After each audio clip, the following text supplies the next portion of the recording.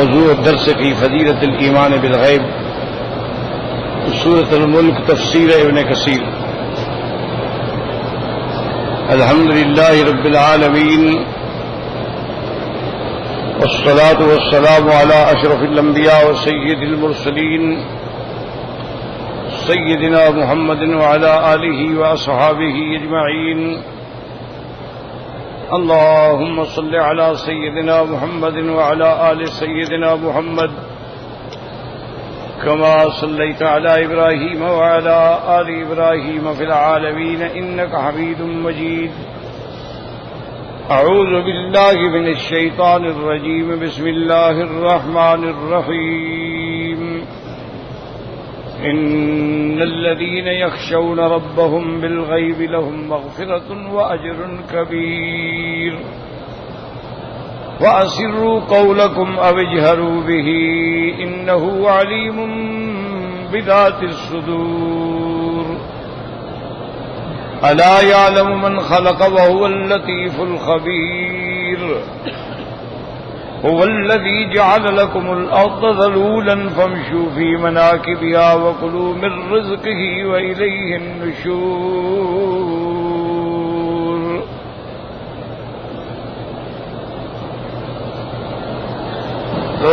الحمدللہ کے دروس سابقہ میں میں نے عرض کیا تھا کہ 3 مسائل جو ہیں وہ اہم ہیں: توحید بجمیع انواعہ، اسی طرح ایمان بالنبوت والرسالہ، اور اس کے بعد جو ہے وہ ایمان بالمعاد یعنی قیامت پر ایمان۔ یہ 3 چیزیں میں نے عرض کی تھیں، اور ساتھ یہ بھی عرض کیا تھا کہ توحید کا مسئلہ بھی سمجھ آ سکتا ہے، نبوت اور رسالت کا سمجھنا بھی مشکل نہیں ہے، ضد نہ ہو، اناد نہ ہو۔ تو ہر آدمی جانتا ہے اللہ نے کتنے پیغمبر بھیجے، کتنے رسول بھیجے۔ ایک ہے کہ ضد ہو، اناد ہو، جیسے کہ یہودی ہمارے پاک پیغمبر کو نہیں مانتے، حالانکہ وہ جانتے ہیں۔ تورات میں موجود ہے، بشارات موسیٰ علیہ السلام میں موجود ہے، بشارات عیسیٰ۔ تو نبوت اور رسالت کا مسئلہ بھی سمجھنا مشکل نہیں ہے اگر نیت ٹھیک ہو۔ سب سے مشکل مسئلہ جو ہے وہ قیامت ہے، کیونکہ اس کا تعلق جو ہے وہ عالم غیب سے ہے۔ اور دوسری بات یہ ہے کہ قیامت کو سمجھنے کے لیے ہمیں دلائل سمائی کی ضرورت ہے، نہ کہ دلائل عقلی کی۔ عقل کام نہیں کرتا ہے۔ تو یہ 2 باتیں یاد رکھیں۔ تو اب اسی طرح اپنا ایمان جو ہے، ہمارا ایمان اس پہ حق ہونا چاہیے کہ قیامت برحق ہے، مرنے کے بعد بعثت برحق ہے،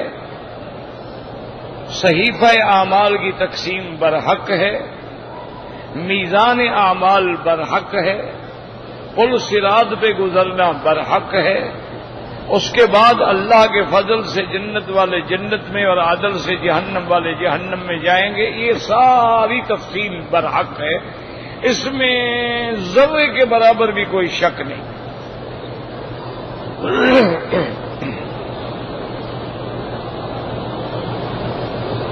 اب اسی بات کو یوں سمجھ لیں آسانی کے لیے کہ مثلا اگر آدمی اپنا عقل دوڑائے گا تو بات سمجھ نہیں آئے گی، کیونکہ یہ سارا معاملہ جو ہے ماورائے عقل ہے، یعنی عقل کے خلاف نہیں، یاد رکھو، لیکن ہمارے عقل اس کے سمجھنے سے قاصر ہے۔ ابھی ہمارا علم، ہمارا عقل اس مقام پہ نہیں پہنچا، اور جوں جوں علم ترقی کرتا جائے گا مسئلہ حل ہوتا جائے گا۔ اسی طرح ایک بات اور بھی ذہنوں میں اچھی طرح رکھ لیں کہ اللہ نے جتنے معجزات اپنے پیغمبروں کو عطا فرمائے ہیں وہ برحق ہیں، اور سب سے زیادہ معجزات ہمارے آقا سرکار دو جہاں سیدنا محمد مصطفیٰ صلی اللہ علیہ وسلم کو ملے ہیں۔ اب یہ اللہ کا نظام ہے کہ قیامت کے آنے سے پہلے پہلے ایسے حالات پیدا ہو جائیں گے کہ جتنے معجزات انبیاء کو ملے تھے ان کی تصدیق جو ہے وہ ہر لحاظ سے علمی طور پہ ہو جائے گی.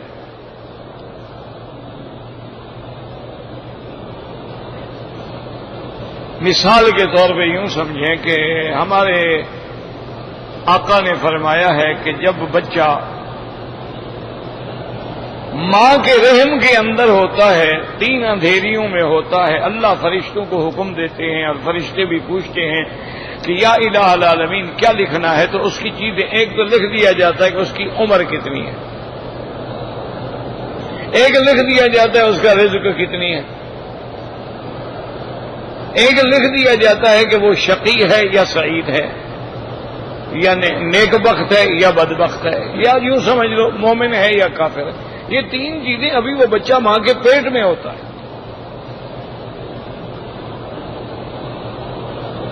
اسی لیے بزرگ فرماتے ہیں کہ محنت کرو, کوشش کرو, لیکن اللہ پہ یقین رکھو. جو لکھا ہے وہی ملنا ہے, نہ زیادہ ہو سکتا ہے نہ کم ہو سکتا ہے. سابقہ کتابوں میں روایات اسرائیلیہ میں آتا ہے کہ اللہ تبارک و تعالی نے ارشاد فرمایا کہ یا ابن آدم, اے آدم کے بیٹے, خلقتک لعبادتی فلا تلعب, میں نے تمہیں اپنی عبادت کے لیے پیدا کیا ہے, تم کھیل کود میں وقت نہ گزارو. وقسمت رزقک فلا تتعب, اور میں نے تیرا رزق لکھ دیا ہے, بلا وجہ مشقت میں نہ پڑو. میں نے لکھ دیا ہے اور جو لکھ دیا ہے وہ ملنا ہے. اسی طرح محاورات عرب میں کہتے ہیں النصیب یصیب ولو تحت الجبلین, اللہ نے جو تیرا نصیب لکھا ہے نا, اگر وہ 2 پہاڑوں کے نیچے بھی رکھ لو تمہیں ملے گا.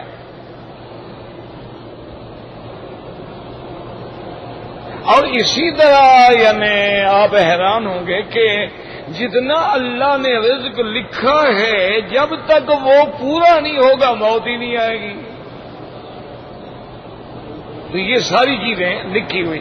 اب دیکھیں نا, عقل یہاں کام نہیں کرتا تھا کہ جی کیسے لکھا گیا, ابھی نطفہ ٹھہرا ہے, وہ ماں کے رحم کے اندر ہے, پھر نطفے سے علقہ بنا, مضغہ بنا, اس کے بعد اس کی ہڈیاں بنی, پھر اس پہ گوشت چڑھایا گیا, پھر روح پھونکا گیا, پھر بچے میں حرکت پیدا ہوئی, پھر 9 مہینے گزرے, پھر تو یہ سارا نظام جو ہے تو اندر جا کے فرشتے نے کیسے لکھا.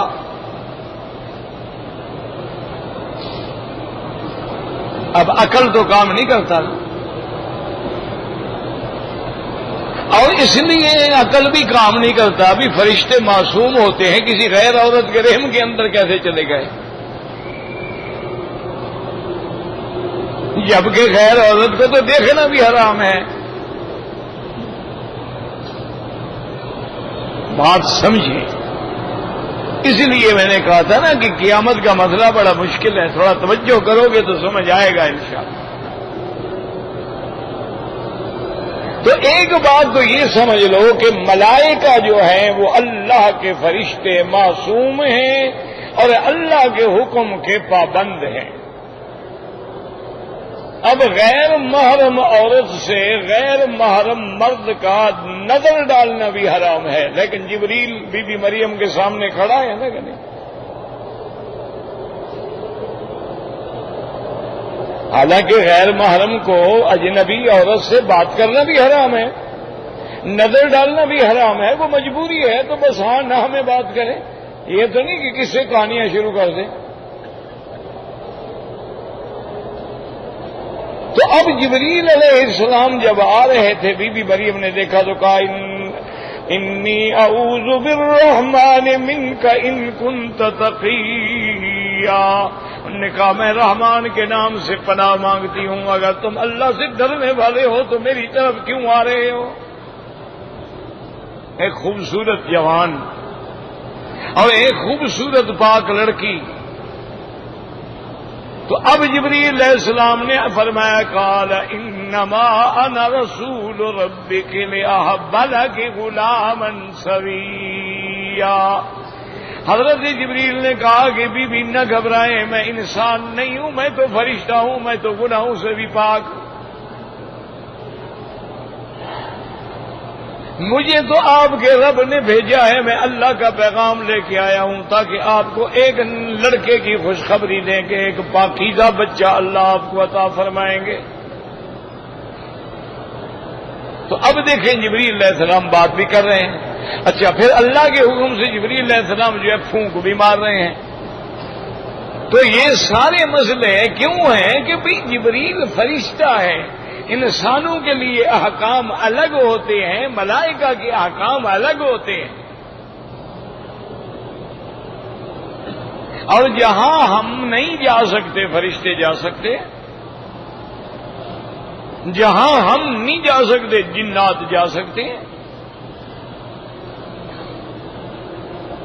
جنات نے آسمانوں کے قریب باقاعدہ اپنے خلائی اسٹیشن بنائے ہوئے تھے، وہاں بیٹھتے تھے، فرشتوں کی باتیں سنتے تھے. تم تو نہیں بیٹھ سکتے ہو. تو اب جیسے جیسے علم نے ترقی کی مسئلہ حل ہو گیا کہ اب جب علم نے ترقی کی اور جناب میڈیکل سائنس نے ترقی کی، انہوں نے باقاعدہ وہ جو مادہ منویہ ہے نا، اس کے اندر جو جراثیم ہیں ان کا عدد بھی اور جو لکھا ہوا ہے وہ بھی پڑھ لیا. اب ڈی این اے ٹیسٹ کیا ہوتا ہے جس سے سارا فیصلہ ہو جاتا ہے کہ واقعی جناب یہ اس کا بیٹا ہے کہ نہیں ہے. اچھا، انہوں نے باقاعدہ وہ تحریر کا باقاعدہ منظر بھی کمپیوٹر پہ دکھا دیا کہ جی یہ لکھا ہوتا ہے، اور یہ بھی بتلا دیا کہ جی اتنے ملین جراثیم جو ہیں آدمی کے ایک وقت کے مادہ منویہ میں ہوتے ہیں. اور یہ بھی بتلا دیا کہ جی عورت اور مرد کا جو مادہ ہے ایک میں وائی ہوتے ہیں، ایک میں ایکس ہوتے ہیں. اب جب علم نے ترقی کی تو اللہ کے نبی کی بات سچی ہو گئی نا کہ اللہ کے حکم سے سب لکھا جاتا ہے. تو جو جو علم ترقی کرتا چلا جائے گا وہ تصدیق ہوتی جائے گی. پہلے علم محدود تھا، کوئی آدمی جانتا ہی نہیں تھا کہ ڈی این اے ٹیسٹ کیا ہوتا ہے. پہلے آدمی نہیں جانتا تھا کہ جی جرثومات کیا ہوتے ہیں، وائی کیا ہے، ایکس کیا ہے. اور اب تو جناب یہ ہے کہ آپ جہاز سے وہ جو دوربین ہے نا اس کو سامنے رکھ کے دیکھیں، آپ کو بھاگتے ہوئے نظر آتے ہو.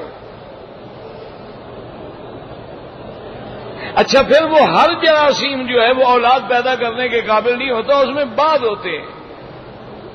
ورنہ تو میاں بیوی ملتے ہیں، روز ملتے ہیں، ہفتے میں ملتے ہیں، 2 دن بعد 10 دن بعد ملتے ہیں، لیکن حمل نہیں ٹھہرتا.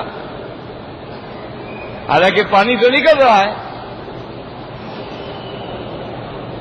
اچھا، حضور پاک نے یہ بھی فرما دیا تھا کہ ماء الرجل ابیض غلیظ وماء المرأة اصفر رقیق، کہ مرد کا پانی جو نکلتا ہے مادہ منویہ وہ سفیدی مائل ہوتا ہے اور گاڑھا ہوتا ہے، اور عورت کا جو ہے وہ پیلا ہلکا پیلا ہوتا ہے اور پتلا ہوتا ہے.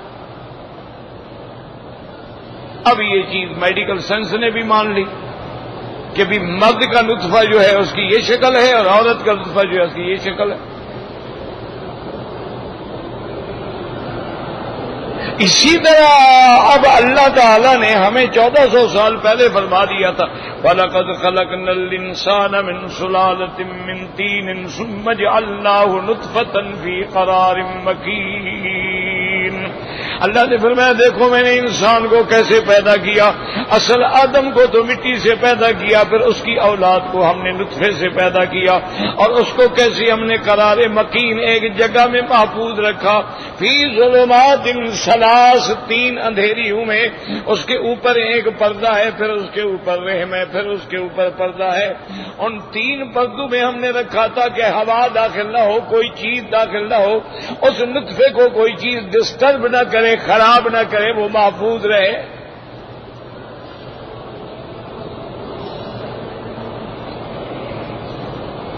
اب جدید میڈیکل سائنس بھی مان گئی کہ ہاں جی باقی مرد کا پانی ایسا ہوتا ہے، عورت کا ایسا ہوتا ہے۔ اچھا حضور پاک سے پوچھا کسی نے کہ یا رسول اللہ صلی اللہ علیہ وسلم، کبھی بیٹا باپ کی شکل ہوتا ہے، کبھی بیٹا ماں کی شکل ہوتا ہے، اور کبھی دونوں کی شکل ہوتا ہے، ملتا جلتا ہوتا ہے، اور کبھی نہ باپ کی شکل نہ دادی، تو اس کی وجہ کیا ہے؟ حضور نے فرمایا اذا علی ماء الرجل، اگر پانی مرد کا غالب آ جاتا ہے تو باپ کی شکل ہوتا ہے، اور اگر پانی عورت کا غالب آ جاتا ہے تو عورت کی شکل ہوتا ہے، اور اگر دونوں برابر ہوتے ہیں تو کچھ اعضاء اس کی شکل ہوتی ہیں اور کچھ اعضاء اس کی شکل ہوتی ہیں۔ اب میڈیکل سائنس نے بھی یہ بات مان لی۔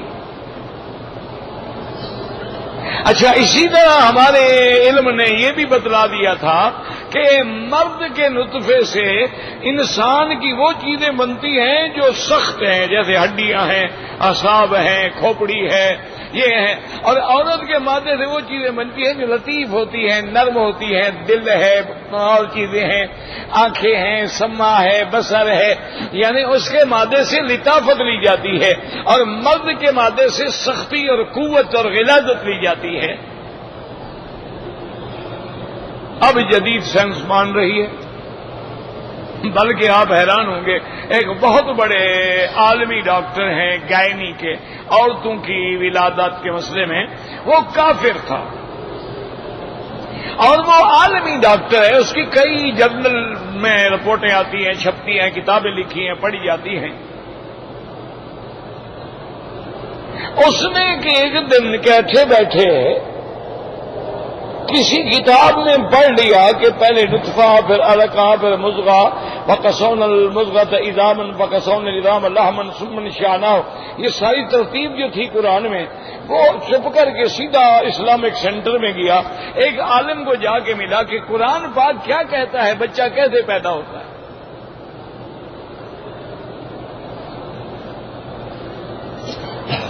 اور تخلیق انسان پہ جتنی آیتیں ہیں، مجھے خدا کے لیے قرآن سے ساری اکٹھی کر کے، ساری نکال کے، ان کا انگلش میں ترجمہ کر کے یا انگلش قرآن کے ترجمے میں نشان لگا کے دے دیں، تو وہ ماشاءاللہ پڑھے لکھے عالم تھے، ان کے پاس بھی علم تھا، انہوں نے اسی وقت ترجمہ منگایا اور ساری آیتیں نکال کے نشان کرتے گئے۔ اس نے کہا ٹھیک ہے۔ اس نے جب پڑھا 2 دن 3 دن واپس آیا، اس نے کہا بھی آپ کے جو نبی تھے وہ ڈاکٹر تھے گائنی کے؟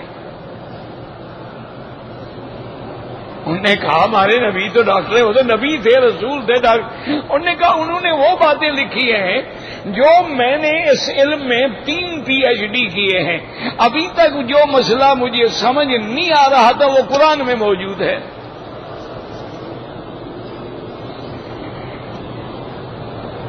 انہوں نے کہا مجھے ابھی تک سمجھ نہیں آ رہا تھا کہ نطفے کے بعد وہ علقہ کیا ہوتا ہے۔ اس کو قرآن نے بیان کر دیا کہ پھر وہ ایک جونک کی شکل اختیار کرتا ہے، علقہ مانا جونک۔ پھر مضغہ کیا ہوتا ہے؟ پھر وہ گوشت کا ایک لوتھڑا بن جاتا ہے۔ انہوں نے کہا جب میں نے قرآن پڑھا تو میں نے کہا یہ تو کوئی بڑے سے بڑا ڈاکٹر ہی بتا سکتا ہے، اور آپ کہتے ہیں حضور ڈاکٹر بھی نہیں ہیں اور کسی میڈیکل کالج میں کبھی نہیں گئے، بلکہ کسی استاد سے بھی نہیں پڑھا ہے انہوں نے، تو پھر اس کا معنی یہ ہے کہ وہ سچا نبی ہے، اس کو اس کا خدا بتاتا ہے۔ انہوں نے کہا مجھے کلمہ پڑھوا دو، مسلمان ہو گیا۔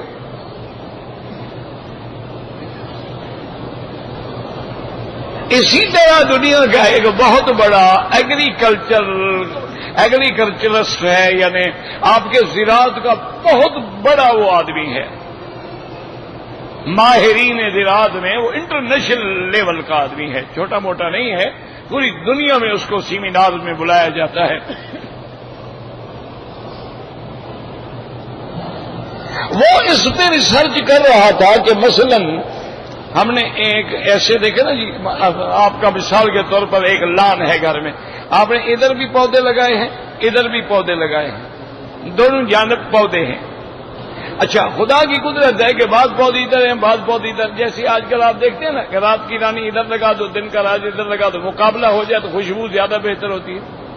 اللہ نے اس میں بھی تو جوڑا رکھا ہے نا، جیسے مرد عورت کے جوڑے کے بغیر کام نہیں بنتا، اس کے بھی جوڑے ہیں۔ ہر چیز کا جوڑا ہے. جانوروں میں دیکھا نہیں جوڑا ہے، یہ گائے ہے، یہ بیل ہے، یہ بکرا ہے، یہ بکری ہے، یہ مینڈا ہے، یہ بھیڑ ہے. ہر چیز میں جوڑا. یہ ہرنی ہے، یہ ہرن ہے، یہ سورنی ہے، یہ سور ہے. اسی طرح نباتات میں بھی جوڑے ہیں، جمادات میں بھی جوڑے ہیں. تو اس نے سوچا کہ کبھی کبھی ایسا ہوتا ہے کہ پودا تو ادھر لگا ہوا تھا، ادھر کیسے پیدا ہو گیا؟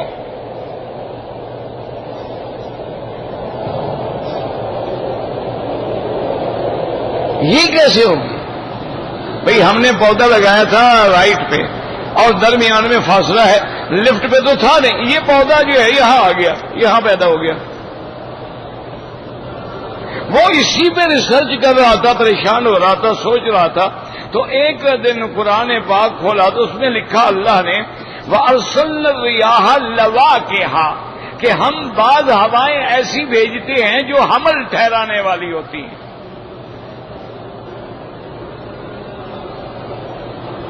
اب وہ حیران ہو گیا. اب یہ ہوائیں اور حمل اس کو سمجھ نہیں آئی بات. وہ تو کافر تھا نا.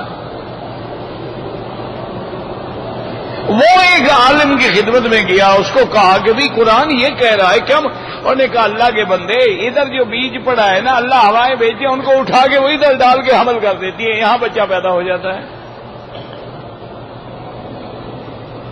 کبھی اس بیج کو اس درخت کے اندر ڈال دیتی ہے، اس کے اندر سے ایک شاخ پیدا ہو جاتی ہے. یہ معنی ہے کہ ہوائیں ہم بھیجتے ہیں جو حمل ٹھہرانے کا باعث بنتی ہیں. انہوں نے کہا مجھے کلمہ پڑھا دے، مجھے سمجھ آ گیا قرآن سچ کہتا ہے. اب اسی طرح ہمارے لیے ایک بڑا مسئلہ تھا نا جی کہ عذاب قبر کیسے ہوتا ہے. دیکھا نہیں، اس لیے لوگ منکر پیدا ہو گئے کہ جی مردے سنتے ہی نہیں ہیں، انبیاء بھی نہیں سنتے، شہداء بھی نہیں سنتے. انہوں نے کہا بندہ مر گیا، مٹی ہو گیا، بات ختم ہو گئی، کیسا عذاب، کیسا ثواب. اور پھر جب آدمی اپنا ایک یعنی بنا لیتا ہے نا، ایک اصول بنا لیتا ہے، پھر سارے قرآن کی وہ آیت اکٹھی کرے گا جو اس کو فائدہ پہنچاتی ہوں، جو اس کے خلاف ہوں وہ کبھی نہیں پڑے گا. کیونکہ اس کے دماغ میں ایک بات بیٹھ گئی ہے. جیسے ہمارے بعض بھائی جو ہے، ورنہ ہم تو کسی بھی الحمدللہ اعتراض نہیں کرتے، ہم تو سمجھتے ہیں کہ ائمہ اربعہ برحق ہیں اور علماء اہل حدیث بھی برحق ہیں. ہم تو کسی کو نعوذ باللہ باطل یا خطا کار یا گناہ گار یا غلط نہیں کہتے. لیکن ان کے دماغ میں ایک بات بیٹھ گئی ہے کہ جی حدیث مبارک ہے کہ لا صلاۃ الا بفاتحۃ الکتاب، فاتحہ کے بغیر نماز ہوتی ہی نہیں. وہ بڑے ٹھنڈے دل سے کہہ دیتے ہیں یار کمال ہے حاجی صاحب، 70 سال تمہاری عمر ہو گئی، فاتحہ نہیں پڑھتے، تمہاری تو نماز ہی نہیں ہوتی یار، تمہاری تو 70 سال کی نمازیں برباد ہو گئی.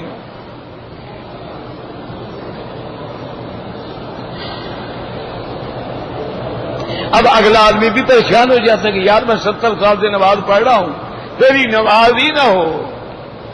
اور پھر بھی کہہ رہا ہے یہ حدیث پڑھ رہا ہے، اپنی طرف سے تو نہیں کہہ رہا ہے. اب وجہ کیا ہے کہ وہ جتنی حدیثیں فاتحہ پڑھنے کے حق میں ہوں گی ان کو تو ساری کو جمع کرے گا، اور جو اس کے خلاف ہوں گی ان کے قریب ہی نہیں جائے گا.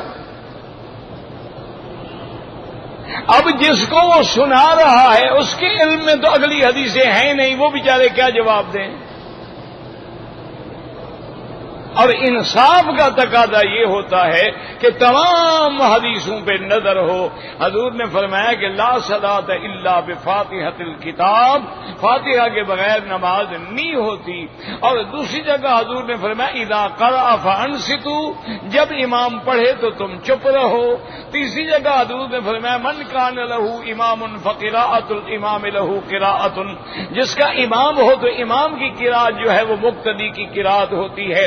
چوتھی حدیث میں حضور نے فرمایا اذا قال الامام غیر المغضوب علیہم ولا الضالین فقولوا آمین، جب امام کہے غیر المغضوب علیہم ولا الضالین تو تم کہو آمین۔ تو مانا فاتحہ پڑھنا امام کا وظیفہ ہے، ہمارا وظیفہ تو آمین کہنا ہے۔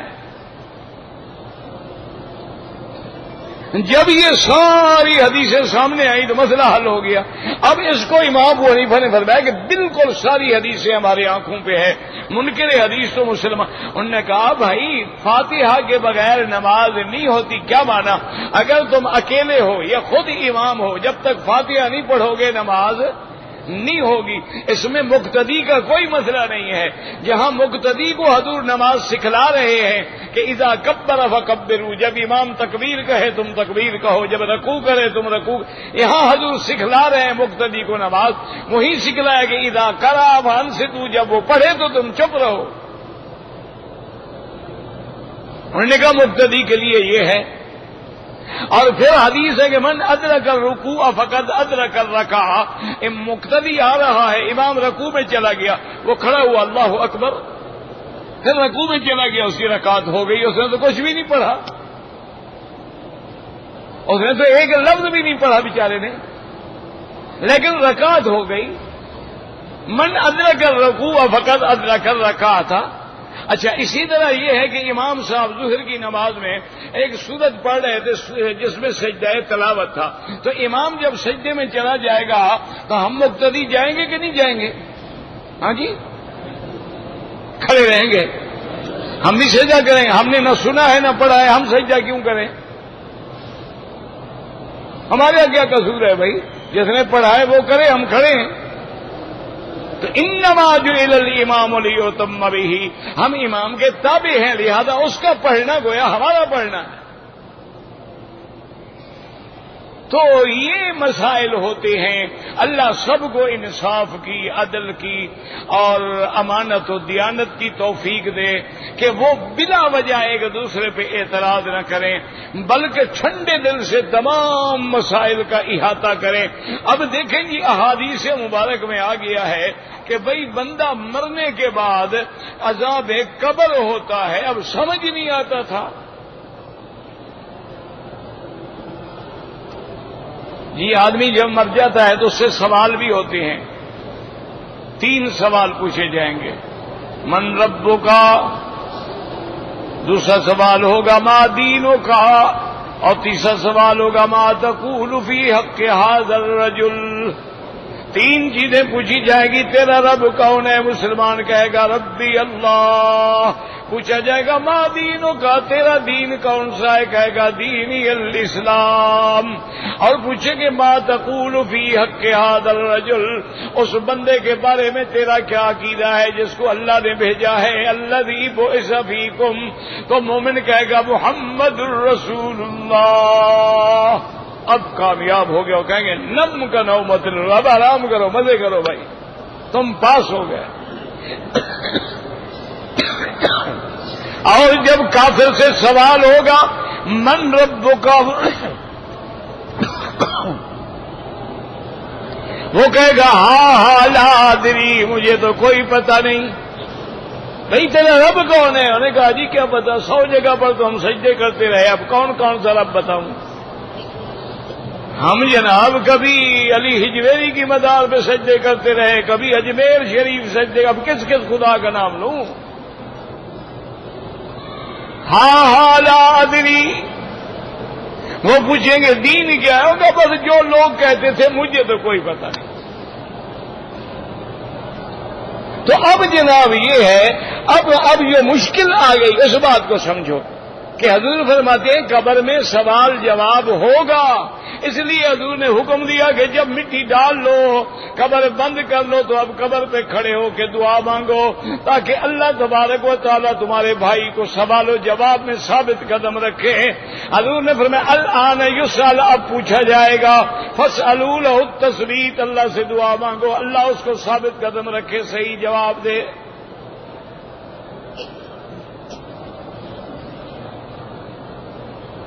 اب یہ ساری حدیثیں ہمارے آنکھوں پہ ہمارا ایمان ہے، اور اسی طرح قرآن پاک نے کئی مقام پہ فرمایا ہے کہ جب آدمی کو دفن کر دیا جاتا ہے فَأَكْبَرَهُ ثُمَّ أَمَاتَهُ فَأَكْبَرَهُ، تو اب دوسری آیت قرآن میں یہ آتی ہے کہ ان الابرار لفی علیین، کہ جو ابرار ہیں، جو اخیار ہیں، جو ایمان والے ہیں، ان کی روح جو ہے وہ علیین میں ہے، اور جو کفار ہیں ان کی روح جو ہے وہ سجین میں ہے۔ 7 زمینوں کے نیچے سجین ایک جگہ کا نام ہے، اور علیین 7ویں آسمان پہ ایک جگہ کا نام ہے، وہاں ہے۔ اس لیے لوگ دھوکے میں پڑ گئے۔ انہوں نے کہا مولوی صاحب جب روح علیین میں چلی گئی، یہ تو بس ایک جسد ہی ہے نا بیکار، یہ گل گیا، سڑ گیا، ختم ہو گیا، کیسا عذاب، کیسا سوال؟ تو روح ادھر ہے ہی نہیں، وہ تو علیین میں ہے، اور روح کے بغیر جو ہے وہ زندگی نہیں ہوتی، روح کے بغیر بندہ بول نہیں سکتا۔ جب روح نکل گیا تو کیا بولے گا؟ موت کا معنی ہی یہی ہے انقطاع روح عن الجسد، کہ جب جسد سے روح کو نکال لیا جاتا ہے موت ہو گئی۔ اور اللہ کہتے ہیں کہ یہ تو پھر قیامت والے دن روح پھونکی جائے گی، کہ قیامت میں جب نفخہ ثانیہ ہوگا ثم نفخ فیہ اخری فاذا هم قیام ینظرون، تو اب وہ کہتے ہیں کہ جناب جب روح علیین میں ہے اور کافر کی سجین میں ہے اور قیامت سے پہلے تو روح لوٹے گی نہیں، تو پھر سوال کس سے ہوتا ہے؟ جواب کون دیتا ہے؟ عذاب قبر کس کو ہوتا ہے؟ ان کا کچھ بھی نہیں ہوتا۔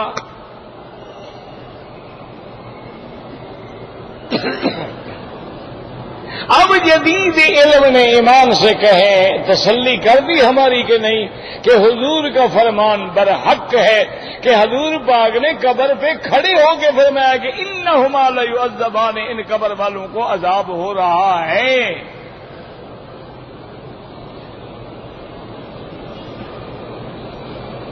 اور حضور پاک نے ایک صحابی کے قبر پہ بیٹھے آپ نے فرمایا سبحان اللہ سبحان اللہ سبحان اللہ۔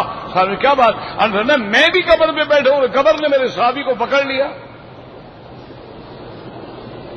اب یہ تو حضور فرما رہے ہیں، تو جو حضور کے فرمان کا منکر ہو تو مسلمان ہی نہیں ہے۔ اب جدید علم نے ایمان سے کہے مسائل حل کر دیے کہ نہیں کر دیے ہیں، کہ اگر آپ کے پاس ایک چھوٹا سا موبائل ہے، بڑا چھوٹے چھوٹے موبائل آ گئے ہیں دنیا کے اندر، اب جناب آپ یہاں بیٹھے بیٹھے نمبر اس کے پنچ کرتے ہیں، ساتھی آپ کا انگلینڈ میں ہے، پاکستان میں ہے، بنگلہ دیش میں ہے، وہ انڈیا میں ہے، کہیں ہے، آپ نمبر ملاتے ہیں تو وہ نمبر سیدھا ڈائریکٹ سیٹلائٹ سے جڑتا ہے، اور وہ پھر اسی نمبر کو پکڑتا ہے، دوسرے کو بھی نہیں پکڑتا۔ اب نہ کوئی تار ہے، نہ کوئی رسی لگی ہوئی ہے، کس چیز سے وہ ٹکرتا ہے؟ تو اگر انسان ایسی چیزیں بنا سکتا ہے کہ صرف نمبر پٹنا سے سیٹلائٹ سے رابطہ ہو جاتا ہے ڈائریکٹ، حالانکہ سیٹلائٹ تو آسمان و زمین کے درمیان میں کھڑا ہوا ہے اور آپ یہاں بیٹھے ہوئے ہیں، تو اللہ جس نے انسان کو بنایا ہے، جس نے روح کو پیدا فرمایا ہے، اس کے لیے مشکل ہے کہ بندہ قبر میں ہو روح کا تعلق جوڑ دیا جائے؟ اس میں کیا مشکل آ گئی بھائی؟ یہ بندے جوڑ لیتے ہیں اتنی دور سے تعلقات، اللہ نہیں جوڑ سکتے۔ تو اس لیے میں نے عرض کیا ہے کہ جتنا جتنا علم جو ہے بڑھتا جائے گا، سارے قرآن پاک کے اندر جو باتیں ہیں سب کی تصدیق ہوتی چلی جائے۔ اب آدمی سمجھتا تھا نا کہ جی ہاتھیوں پہ چھوٹے چھوٹے پتھر مارے گئے اور پتھر اوپر سے گرتا تھا، وہ بندے کے سر سے نیچے سے ہاتھی کو بھی گراتے ہوئے سے چورا چورا کر ڈالتا تھا۔ تو اب بندے سمجھتے یار کمال کی بات ہے، پرندے جو پتھر لے آئے تھے، اب پرندہ اتنا بڑا پتھر تو نہیں لے آیا ہوگا نا، ایک چونچ میں تھا اور 2 پنجوں میں تھے، تو اب ایٹم نے مسئلہ حل کر دیا کہ نہیں، کہ ایک ایٹم گراؤ تو 80 لاکھ بندہ ایک وقت میں تباہ ہو جاتا ہے۔ تو اگر بندہ ایٹم بنا سکتا ہے تو خدائی ایٹم کے گرنے سے نقصان نہیں ہو سکتا؟ تو اب مشکل ختم ہو گئی۔ اچھا بندے سوچتے تھے جب پڑھتے تھے کہتے ہیں ٹھیک ہے قرآن شریف ہے اور حضور کا فرمان ہے، اب ہم انکار تو نہیں کر سکتے، لیکن حضرت سلیمان کا کہتے ہیں تخت تھا اور تخت اڑتا تھا، جی تخت پتہ نہیں کیسے اڑتا تھا، تو اب اگر بندوں کے بنائے ہوئے ہوائی جہاز اڑ سکتے ہیں تو اللہ کا ہوائی جہاز نہیں اڑ سکتا؟ کیا مشکل ہوگی بھائی؟ اور اللہ نے تو ایک لفظ میں مسئلہ حل کر فرمایا والخیل والبغال والحمیر لترکبوها وزینا ویخلق ما لا تعلمون، ہم نے تمہارے لیے گھوڑے بنائے، خچر بنائے، گدھا بنائی تاکہ تم سواری بھی کرو، تمہاری زینت کا سبب بھی بنے، اور ہم ایسی ایسی چیزیں پیدا کرتے جائیں گے جن کو تم جانتے بھی نہیں، اور دیکھو نئی نئی چیزیں پیدا ہو رہی ہیں کہ نہیں۔ تو اس لیے ہمیشہ یاد رکھیں کہ جو اللہ کے قرآن میں ہے اور فرمان رسول عربی میں ہے وہ حق ہے، قیامت حق ہے، عذاب ثواب قبر حق ہے۔ اللہ تبارک و تعالی اپنے انبیاء کے جسد مبارک کو محفوظ رکھتے ہیں، اگر ارواح مبارکہ علیین میں ہوں تو ان کا تعلق قائم ہو جاتا ہے، اور اللہ تبارک و تعالی کفار کے لیے عذاب برحق ہے، اور اصل عذاب ثواب قیامت والے دن ہوگا۔ اس لیے اپنے عقائد کو درست کر لیں، اللہ آپ کو مجھے بھی صحیح عقیدے پہ رہنے کی توفیق دے۔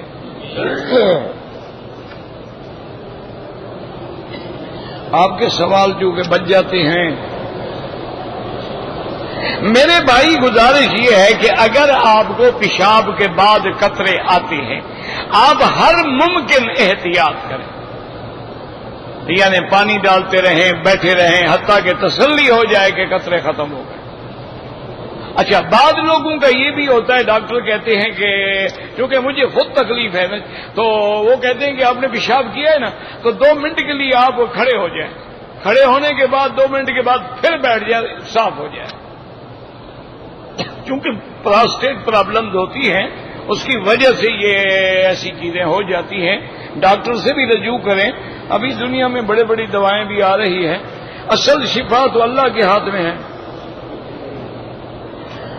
اگر پیٹ میں گیس ہے اس کو روک روک کے نماز نہیں پڑھنی چاہیے،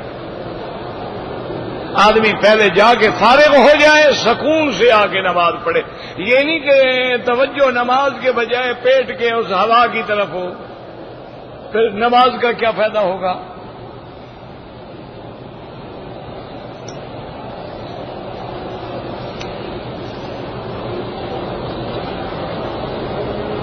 بعض لوگوں نے قرآن مجید موبائل میں لکھا ہوا ہے، بالکل پڑھنا جائز ہے، لیکن پھر حمامات میں تو نہ لے جائیں نا۔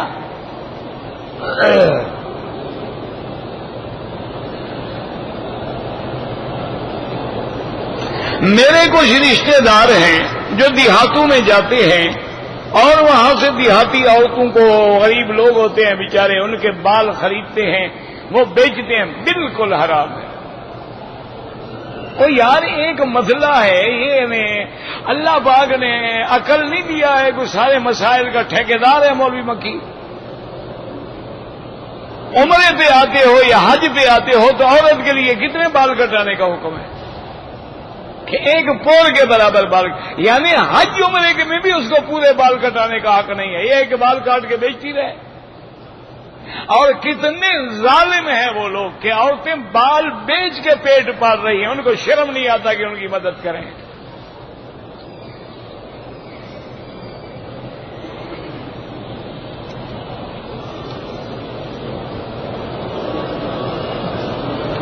جیرانہ سے عمرہ کرو یا مسجد عائشہ سے، دونوں افضل ہیں، آپ ان جھگڑوں میں نہ پڑیں۔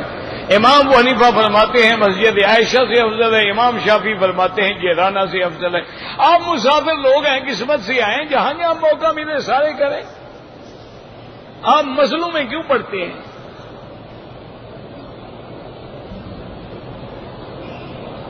کہ کہتے ہیں جی کہ یہاں پر ایک دور ایسا بھی گزرا ہے کہ احادیث کو نقصان پہنچایا گیا، ہم نے تو جناب آج تک نہیں سنا، بلکہ اس حکومت نے تو قرآن حدیث کی وہ خدمت کی ہے جس کی پورے عالم میں مثال نہیں ملتی۔ آپ مدینے جائیں نا، وہاں جا کے مجمع فہد دیکھیں جس میں قرآن چھپتا ہے، آپ حیران ہوں گے کتنے کافر لوگ ہیں جو اس مجمع کو دیکھ کے مسلمان ہو گئے۔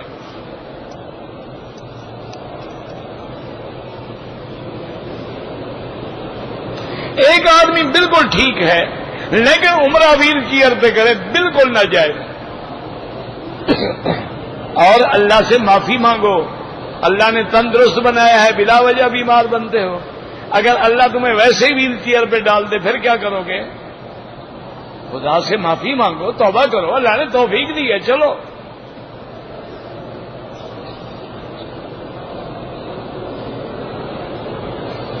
کہتے ہیں جی کہ اگر 4 امام ہیں، 2 امام ایک مسئلے پر ہیں اور 2 امام ایک مسئلے پر ہیں، الحمدللہ دیکھنا یہ پڑے گا کہ قول راجح اور دلائل قویہ کن کے پاس ہیں۔ احترام ہم سب کا کریں گے، ادب ہم سب کا کریں گے، لیکن وہی سب سے زیادہ دلائل جو ہیں قویہ کس کے پاس ہیں اس کو مانیں گے۔ یار یہ جھگڑے تو آپ لوگوں نے پیدا کیے ہیں، پہلے تو یہ جھگڑے تھے ہی نہیں۔ امام شافعی رحمت اللہ علیہ کبھی نماز میں امام نہیں بنتے تھے، ہمیشہ کسی طالب سے کہہ دیتے بھائی تم نماز پڑھاؤ، اچھا بھی تم نماز پڑھاؤ، یار تقویٰ تھا، خیال احتیاط تھی کہ بھائی سب کی نماز کا بوجھ میں کیوں اٹھاؤں۔ تو ایک دفعہ اتفاق ایسا ہوا کہ آپ بغداد میں گئے اور اس مسجد میں گئے جہاں امام ابو حنیفہ رحمۃ اللہ علیہ کا مدرسہ بھی رہا، پھر قبر بھی تھی اور ساتھ میں مسجد تھی۔ اچھا وہاں جب نماز کا وقت آیا تو شاید مغرب کی نماز تھی یا کون سی نماز تھی، کوئی نماز تھی بہرحال، تو امام صاحب فوراً امام شافعی مصلی پہ چلے گئے، نماز پڑھائی۔ بہرحال لوگ بڑے خوش ہوئے کہ آج ہمیں امام شافعی کے پیچھے نماز پڑھنے کے نصیب ہوگی سعادت۔ شاگردوں نے پوچھا حضرت آپ تو نماز پڑھاتی نہیں تھی، آج کیا شوق ہو گیا؟ آپ نے فرمایا یار مجھے حیا ہے امام حنیفہ کی قبر سے، اس کے نزدیک چونکہ مقتدی کے لیے فاتحہ پڑھنا جائز نہیں، اگر میں مقتدی بنتا میں فاتحہ پڑھتا تو اس کی مخالفت کرتا، میں نے کہا امام بن جاؤ، اس میں تو کوئی مخالفت نہیں نا۔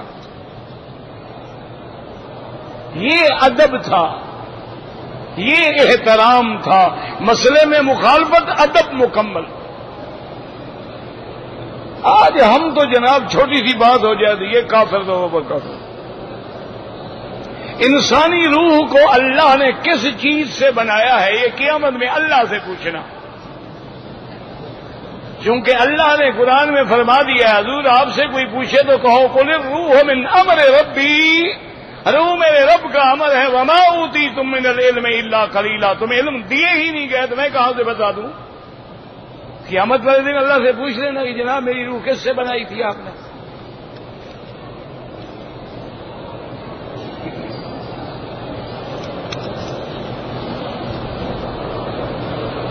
کہتے کہ وادی جن ہے وہاں گاڑی چلتی ہے تو آپ بھی وہاں رہیں تاکہ نہ پیٹرول ڈالنا پڑے گا نہ ڈرائیور کی ضرورت رہے گی، وہاں آپ جا کے رہیں، گاڑی خود بخود چلتی رہے گی، کوئی وادی جنشن نہیں ہے، ایسے لوگوں نے بنا رکھا ہے، ڈھلان ہے اور بعض پہاڑوں میں میگنیٹک اثرات ہیں اور کچھ بھی نہیں، کوئی جنشن نہیں ہے۔